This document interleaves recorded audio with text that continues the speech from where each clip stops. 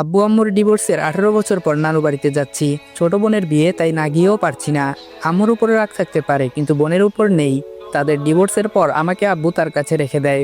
আর তরি একদম ছোট ছিল বলে আম্মু তরিকে তার সাথে নিয়ে যায়। দীর্ঘ 18 বছর তাদের সাথে কোনো প্রকার যোগাযোগ নেই। তরির বিয়ের খবরটা কোথায় পেলাম সেটা পরে বলছি।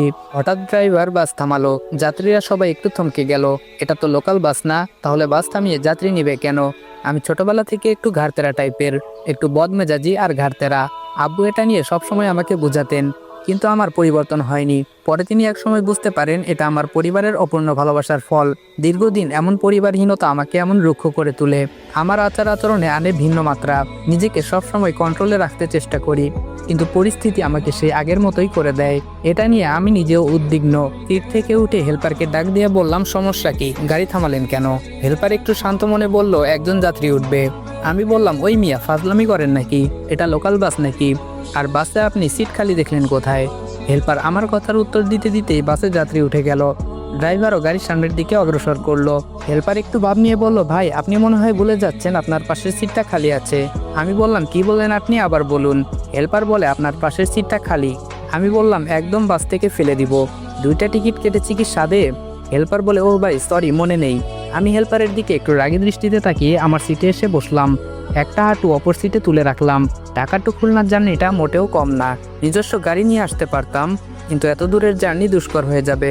নিজের নিরাপত্তার কথা ভেবে বাসের টিকিট কেটেছি, তাও আবার একটা না, একসঙ্গে দুটো। রাত হয়ে গেলে ঘুমোতে সুবিধা হবে। আমি আবার বসে ঘুমাতে পারি না।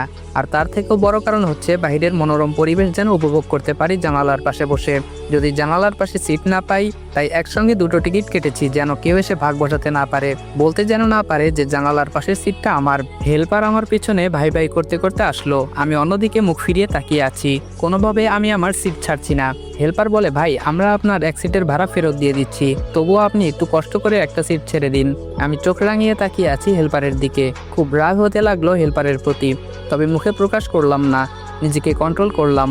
ভাই ভাই প্লিজ প্লিজ। আমি বললাম, আপনি প্লিজ সামনে থেকে সরে যান, রেগে গেলে কিন্তু খারাপ কিছু হবে। হেল্পার বলল, ভাই ভুল তো মানুষের হয়, আপনি একটু বোঝার চেষ্টা করুন। আমি বললাম, খুব খারাপ হবে কিন্তু, আমার সমস্যা আছে দেখে আমি 2টা সিট বুকিং করেছি। হেল্পার বলে, ভাই উনি যুবতী একটা মেয়ে, দাঁড়িয়ে দাঁড়িয়ে এত দূর যাবে, কেমন দেখায়? মা বোন তো আপনার বাড়িতেও। আমি বললাম, জাস্ট শাট আপ, সব কিছুতে মা বোন টেনে আনেন কেন? যান সামনে থেকে।